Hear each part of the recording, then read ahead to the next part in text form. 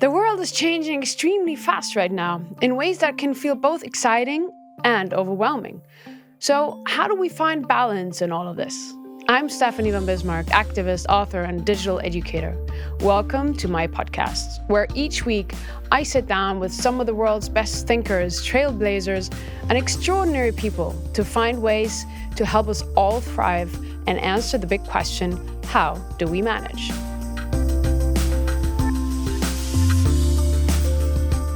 Today's episode is one that I know will resonate with every single one of us. My guest is the incredible Jillian Turecki, a renowned relationship coach, writer, and speaker whose work has helped thousands of people around the world break destructive patterns, heal from heartbreak, and build lasting, healthy relationships. Jillian's book, It Begins With You, is a powerful call to action and a reminder that real transformation, the real love, always starts within. It's a guide for anyone ready to take radical responsibility for their own happiness, healing, and emotional growth. Today, we'll be talking about hard truths, healing old wounds, navigating modern love, and how we can all begin the most important relationship of our lives, the one we have with ourselves. Get ready for a conversation that's honest, empowering, and deeply human. Hi, Jillian. Thank you so much for joining me today. I'm really excited to talk to you. Oh, I'm so thrilled to be here. Thank you for having me. You're the real relationship expert where everyone is struggling worldwide and you're the one to ask. I'm very curious to get all this advice from your latest book, or actually your first book, right?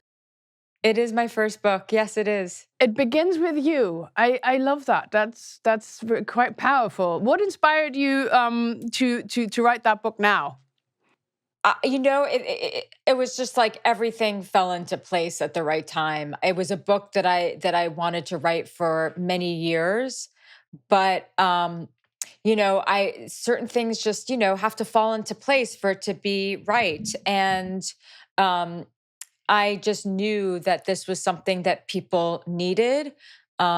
People needed to be empowered to understand that they can make a change in their lives, specifically their love lives. And that if they want anything to change, they're going to have to know that it begins with them. And so I just, based on just my experience with people, my experience on social media, and then the thousands of people I've worked with over the years, it was just time, and I felt ready. So that's good. That's exciting. Was there a special turning point in your own life where you really started realizing that it all starts with me, or it starts with you? yeah, I mean, it was basically when my marriage ended a little over 11 years ago.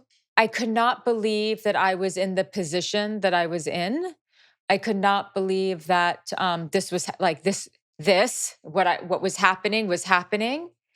And I thought I have to figure this out, because it was just you have this, for lack of a better way to describe it, I think that when we've had enough pain, we have this sort of awakening where we realize that, like, we are the common denominator in all our relationships. Now, that does not mean that we are the quote unquote problem necessarily, but it does mean that our lives, and specifically in this case, our relationships, are a reflection of our beliefs and our choices and our worldview and our patterns and our habits and our conditioning. And so we have to look within. Yeah, I mean, you talk in your book about the 9 hard truths of love. That truth, looking at yourself is a hard one. It's much easier to blame someone else, isn't it? Yes, it's very hard. And so I wrote it in a way to really sort of soften the blow, so to speak, to help people realize that it's your responsibility, but it's not really your fault, in the sense that, like, we don't learn this in school. We are extensions of our family tree. And we are and what that means is, like, there's so much that goes into our understanding of relationship. It's our parents' relationship, it's our culture, it's our generation. There's so many things. And so you have to understand all the things that kind of make you you, and to realize that like we all have bad habits. Yeah. I mean, including myself, certainly, if, thinking back, or friends that it would say, my God, why am I choosing this again? So, Yeah. and then, and why am I choosing that kind of person again? So, obviously, something is happening that I do. How do I identify, these kind of patterns that are perhaps unhealthy? And where do I start? There's questions that a lot of people ask themselves. Some of them is, why do I keep choosing the same person over and over again, even if it's not literally the same person, it's the Yeah, same yeah. person, right? Yeah. Or why do all my relationships keep ending this way? Hmm. Or why do I keep having the same fight over and over again with my spouse? Hmm. Right? We're trying to understand the things that are repetitive in our life that we don't want Hmm. and we don't understand. And so the first step is to ask that question, right? And you have to kind of change the question a little bit. Okay. And the way that you change the question is, I wonder why. Hmm. Or, you might say, like, what hole do I have or void do I have inside of me that I am trying to fill through being in a relationship? Yeah, you're trying to fill something through another S- person. For some people, Hmm. that's not the answer for everyone. That's the Okay. answer. That's the question to ask yourself if you keep repeating this, if you keep dating the same person, like if you keep getting into relationships with people who don't treat you well, that might be something, or whatever. It's not the same everywhere. Hmm. But so the answer lies in different things. It could be, your childhood, something is familiar to you. You didn't get certain needs met as a child, so you don't really know that that's actually needs that need to be met as an adult in a relationship. You simply don't know, because it's what's familiar to you is not the whole picture of what it is that you need in a relationship. Yeah. It could also be that you keep having the same fight over and over with your spouse because you didn't learn how to communicate. You didn't learn that, like, actually you need to listen more, or that the fight that you're having is not really about what you're fighting about. You're fighting for your to be seen or to be heard or to be understood, Yeah. right? But it's coming out in a fight over the dishes. Yeah. So it's really about getting under the hood of the car to be like, to try to get curious about yourself. And so I wanted my book to be a way to help people on that journey, without having to go to therapy. So you're giving all these some tools there, right? To start Yes. identifying and helping. You're also talking about as the mind as a battlefield. I can Yes. tell you, my mind certainly is a battlefield at times. All of ours. I Yeah, was all like, of ours. how do I manage my self sabotage mechanisms and my worst inner critic? Yes. Well, the first thing is to recognize the nature of the mind, right? So when I say the mind, I'm talking about the nature of the mind that is shared by all human beings, not your particular brain, but like what the mind is. And the thing is that our brains have not evolved really at all in the last 7 million years. It's kind of crazy to think about that. And we are wired for survival. And we're not really wired for happiness, even though we're, most of us, at least everyone here on this call, we are all lucky to be living in societies where we're not, risking our physical danger every day, right? Yes, yes, thankfully. But that doesn't change the fact that we are wired for survival. So we're always looking for ways to kind of keep us safe. We're not necessarily looking for ways for happiness. And so learning the art of contentment and happiness and peace, that's something that we have to teach ourselves. And so the first step is understanding this is the nature of the mind. It is wired to keep you safe and protected. And in its pursuit to keep you safe, it's going to really, it can really mess you up. Yeah. you have to become the owner of your mind, not the other way around. And so that comes with mindfulness, because most of us are walking around very mindless, meaning we're letting the unruly nature of our mind that is very ancient and very almost reptilian like, meaning it's always looking for survival. Because human beings, we have a higher state of consciousness that we are able to tap into.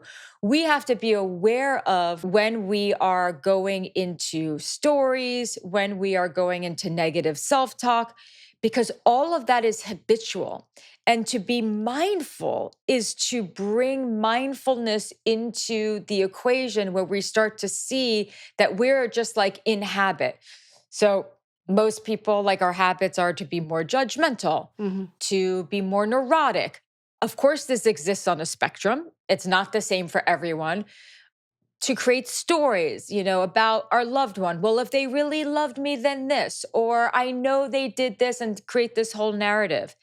Some people are really, really slaves to their own mind, and some are a little bit, but not as much as others. But we all have to recognize that the nature of the mind is to be a battlefield in many ways. And so we have to rise above that and bring awareness into our thinking.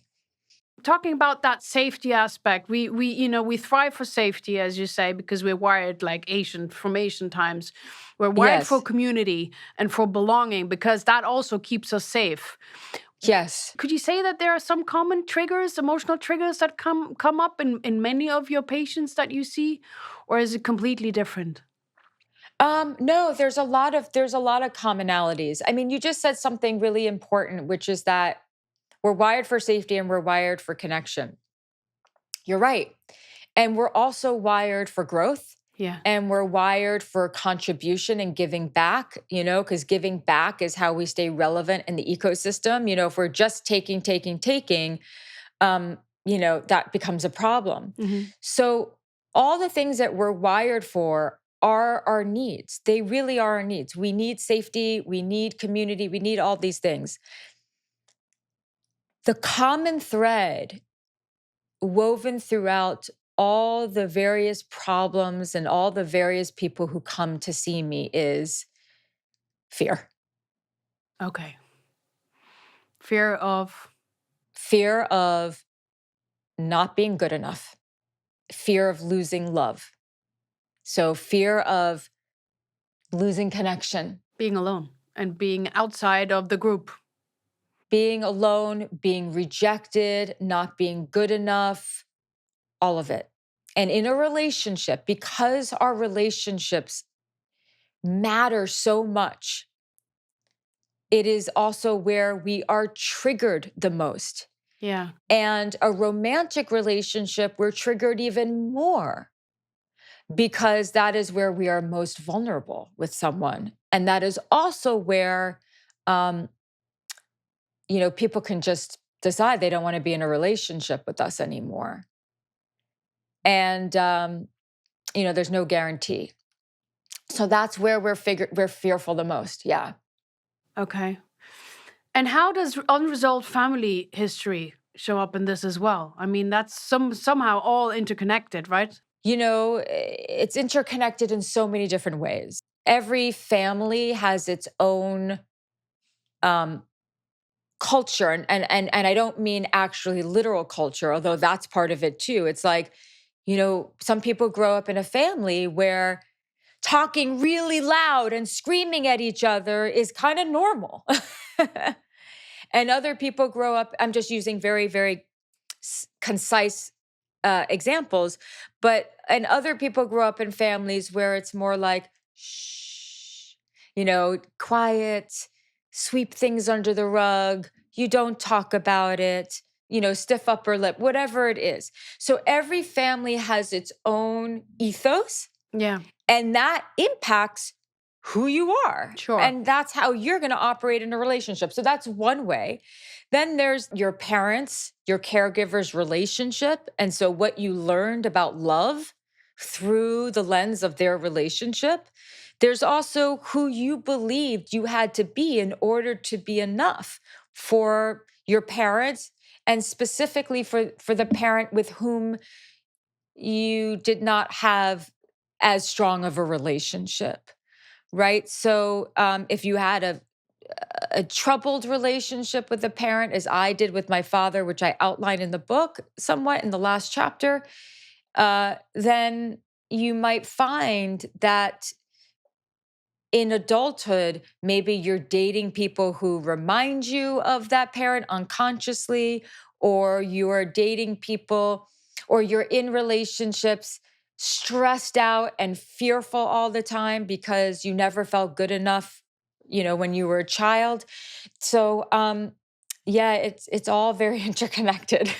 How important is it to forgive if you have a very difficult relationship with parents or either of the parent? You say about it forgiving. Sometimes I guess Yes. that's tough. Sometimes it's been abusive. Sometimes it's been really hard. Why is it so important, and how do I do that? Well, first, what I want to say is if someone grew up in a family where they were severely abused, um, physically or sexually, I don't believe in the pressure to forgive that person.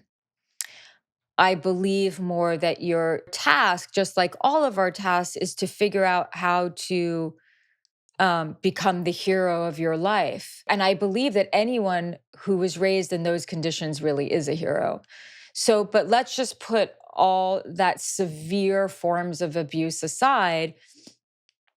The forgiveness, I prefer to see it more like making peace with that parent. And oftentimes, what that means is it doesn't necessarily mean you have to have a relationship with them or have a great relationship with them, but you start to rewrite the story by looking at it differently so that the story that you've been carrying for years about your childhood or about your relationship with your parent doesn't control you anymore. Yes, that's very important.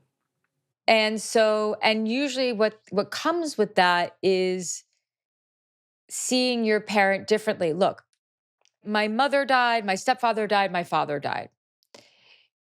I have a friend who recently lost her husband, Yeah. and they didn't have a great marriage. I mean, there was some good to the marriage, but they had a lot of problems. There was a lot of resentment. Um, I wouldn't say that it was definitely not an abusive relationship, but I would not categorize it as a loving, fulfilling relationship. A lot of problems. And as soon as he passed away, she said, God, all the crap that we used to fight about and be in couples therapy about, like, it was so stupid. It was so stupid.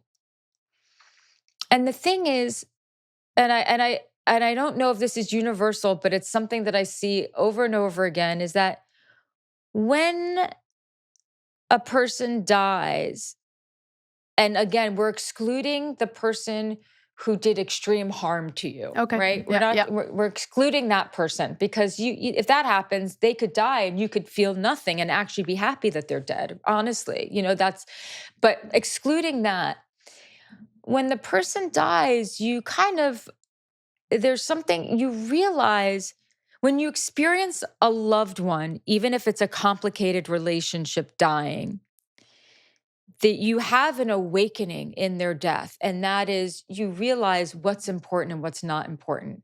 When you see someone pass away, when you see that passing, in that moment, you recognize what's important in life and what's not.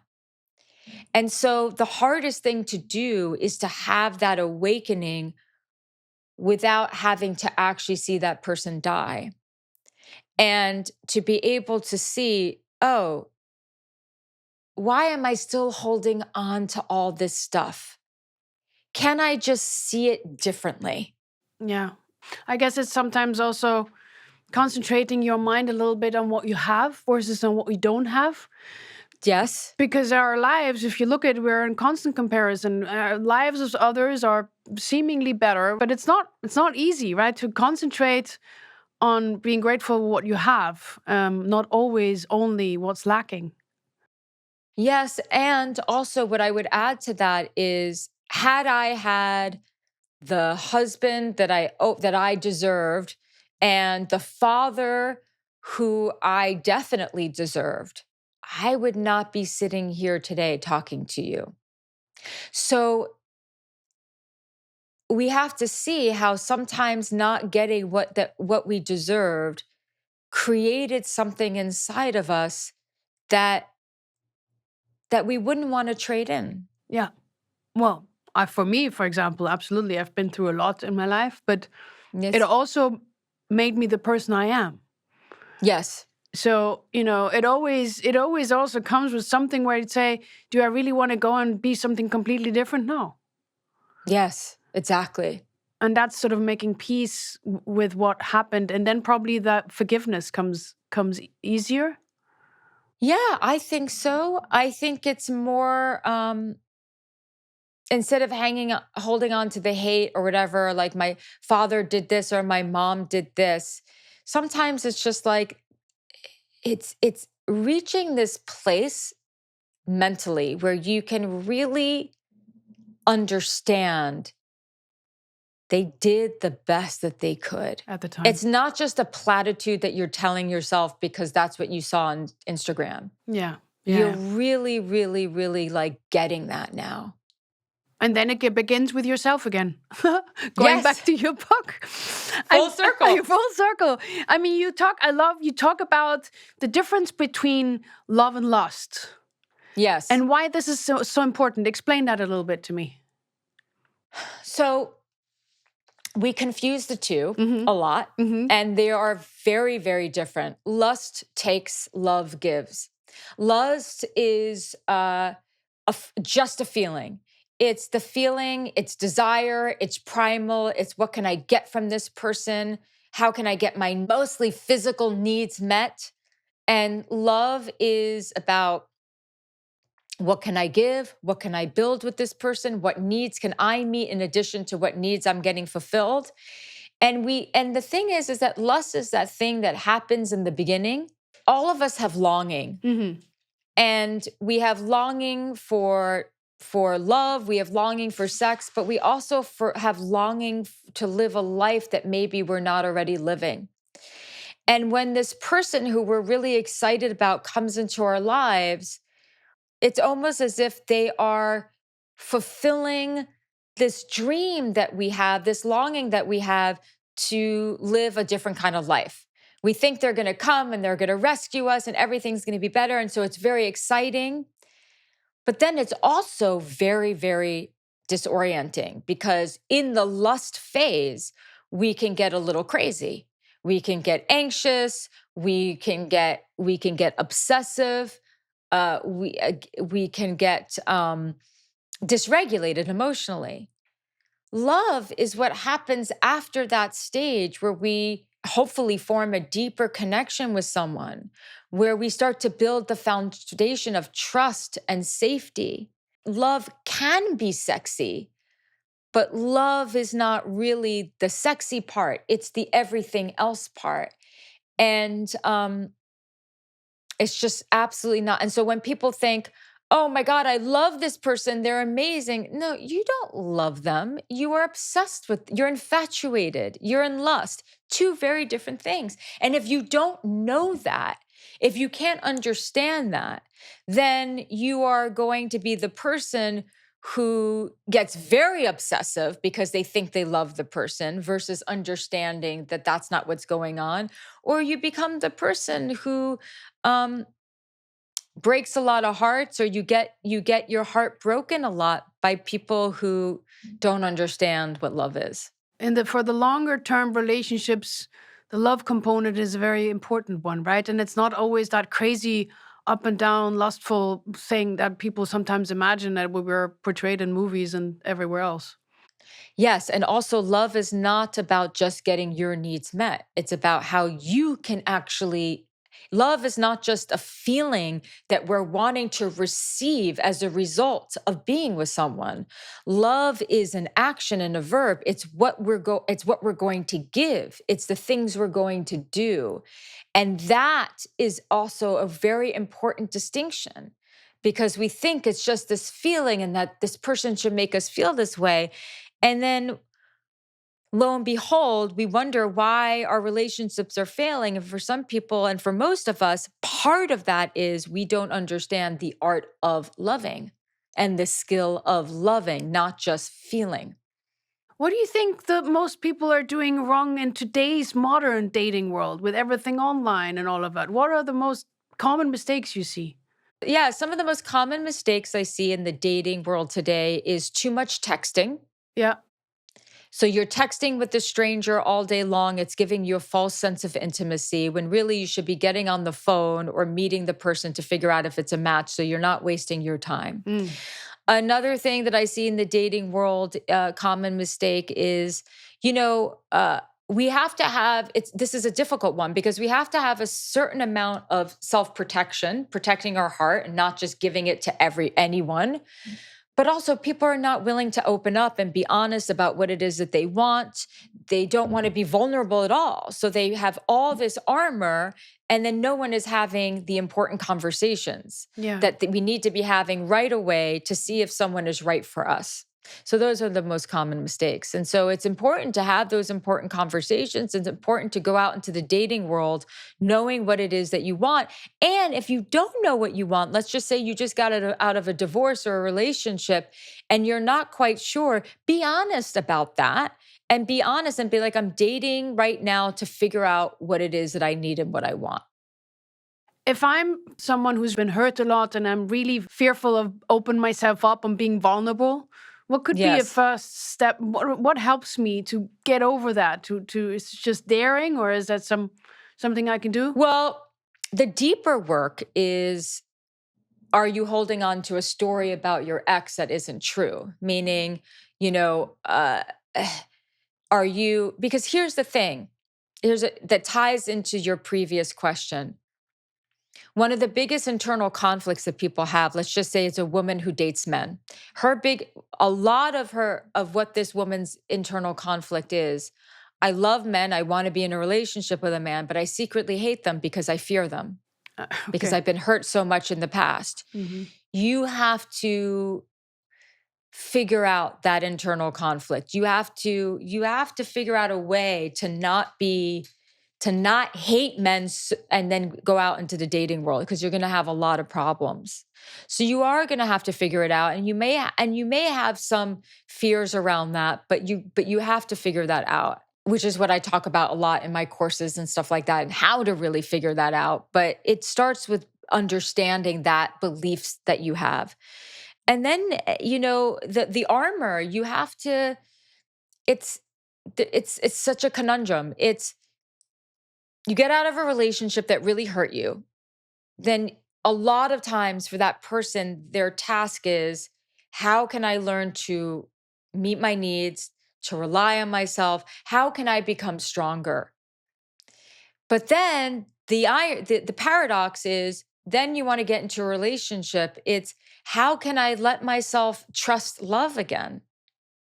And it's really just trusting yourself. It's trusting yourself that you can make better decisions. It's trusting yourself that you can pay attention to red flags. And when something comes up that doesn't feel right, you bring it up Yeah, you dare. instead of repressing it. So you have to trust that you are going to do things differently. And in doing things differently, you can still then let yourself be vulnerable. Do you see a difference in men and women in your patients, how they act or what they think about these kind of things? Yes, what's the same is just the fear of rejection and being hurt is the same in both men and women. Um, but men and women are very different. So yes, they do kind of approach things differently for sure. Some of those differences are, in a relationship, the things that make people feel rejected are sort of different. men really tend to want to be appreciated for the things that they do give. And women, because humans are wired for safety, women double that because women are a lot more unsafe in the world. And so a lot of women are, especially women who date men, but women who date women too, are always looking for, where is there a problem here? And we have a habit to, when there's something wrong, to really focus on what's wrong so that we can be protected. That's the unconscious wiring. Yeah. But where that gets us into problems with men is, well, she's only focusing on what's wrong. And so I never feel like I can make her happy. And so for men, it's all, how can I make this person happy? And for women, it's like, how can you make me feel safe? Mm-hmm. That's very important for anyone who listens. Yeah. And so those two things can really clash. Yeah. Because she's always looking for what's wrong. And he's thinking, I'm the problem for everything, which is not true, but he's internalizing that. And then she's thinking, well, why isn't he, he's not doing enough to make me feel secure in this relationship. And so I see this coming into problems all the time. So I'm okay. As much as I understand, the honest conversation is a very important one. To be open and to dare to speak up. To speak your truth. Is there a line of oversharing? Can I overshare? Yes. Yeah. Absolutely. People need to earn your trust. Yeah. To a degree. It's a dance. Sometimes you have to give the people the trust before they've earned it to see how they handle it. Mm-hmm. But you shouldn't be telling a stranger every trauma that's ever happened to you. No. It's about, are we building something? It's little things. Are they calling me when they say they're going to call? Mm-hmm. And this goes both ways, men, women. Yeah. Are they receptive to me? Like if someone is not even calling when they're saying they're going to call, then why would you trust them with intimate details of your life when you can't even trust them to call you when they say they're going to call? So right. Yeah, absolutely. But a lot of people, especially women, will ignore that and be like, I want a relationship with this person who's already showing me that they actually can't be trusted with the smallest thing. Yeah. And you're also talking about you can't convince someone to love you. No, can't. Impossible. It will never, ever, ever work. There are two impossibilities. Yeah. When it comes to relating. You can't change anyone but yourself, and you can't convince someone to love you. Yeah. Yeah. In fact, if I were to write the book all over again, I would add that 10th truth. Can't change anyone but yourself. And even though that's sort of like embedded in the book, but it's very, very important. So you can't convince someone to love you. You can strategize, because like in dating, I see it all the time. People trying to be someone that the other person would fall in love with. Yeah. Sometimes that's very, very manipulative and intentionally manipulative, and sometimes it's just coming from a place of low self-worth and fear, and so we're just trying to manipulate. We're strategizing. That might work for a little bit, until you both get comfortable and all the masks come down and you see who the other person is. And then eventually the relationship goes to hell. So any good relationship needs time to build, right? Is there a time where you can start understanding this has a good foundation or a possibility for a good foundation? It's really hard, but I will say that the first year of a relationship is definitely the building of a relationship. Yeah. Yeah. And the building is going on in the second year for sure. But the first year of a relationship is the most fragile. I mean, yes, you can make a decision to be like, I'm committing to this person to see what's going to happen, but you don't really know until after a year. Yeah. And what about, that it takes sort of sometimes 2 to 3 years to really know someone? Because, there's the last facets that actually just come up after time. Is that true? I think it takes your lifetime with this person to really know them. Yeah, that's right. Yeah. Yeah. Honestly, I think that we like to say, "Oh my God, I know this person like the back of my hand," and there's almost some comfort that comes with that because it makes us feel very certain, like there's no surprises, and it also makes us also feel like this person is sort of like family. I just know them so well. But it's also a very dangerous thing to say about another person, especially someone with whom you have romantic relations, because if you know them, if you know everything that you need to know about them, they're going to become really boring fast. Yeah. Yes. And so, one of the secrets to long term partnership is to recognize that there is still more to understand about this person. And because we're always evolving. And so, curiosity is incredibly important. What's another secret you'd say you give your patients for a long-lasting Yes, for relationship? long-lasting relationship, friendship. Yep. Oh, I love that. True friendship. The happiest couples I know who've been together 10, 15, 20 plus years, they're each other's best friend. Yeah. And that's very important. Another secret is they can't be your only best friend. Yeah, that's good. Yes. They can't be your only best friend. And a lot of acceptance. And tolerance. And it's a hard thing for me to say because I work with that. I think I'm the voice for so many women who've tolerated and men who've tolerated less than what they deserve. But the truth is, you need to know that there are some things that are intolerable and a lot more things that you need to have tolerance about in order to make a relationship work long term. Yeah, and I think that the responsibility is pretty big on your own side to show up as your best self. Absolutely. Right. And there's so much emphasis on, them having to be the right partner and them trying to be good. And the truth is, like, what about you? Exactly. And that's the hard truth that you're talking about in your fantastic book. Yes, exactly. So we have a little bit of a quick fire. So no overthinking is allowed. Just some fast questions. Let's see. Okay. A mantra I live by. Is there one? If there's a will, there's a way. Okay. Morning ritual that grounds me. Meditation. Lovely.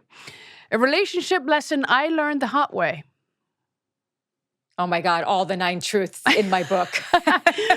A book or a quote that changed how I love? By Eric Fromm. You want to need someone because you love them, not love them because you need them. Oh, that's so strong. I love that one. When I feel overwhelmed, I need to take a walk. Yeah, I would be with you there. Self-love in one word. Self-respect. Healing myth I wish people let go of. You're never going to be 100% healed. That's very smart. One thing I'm working on.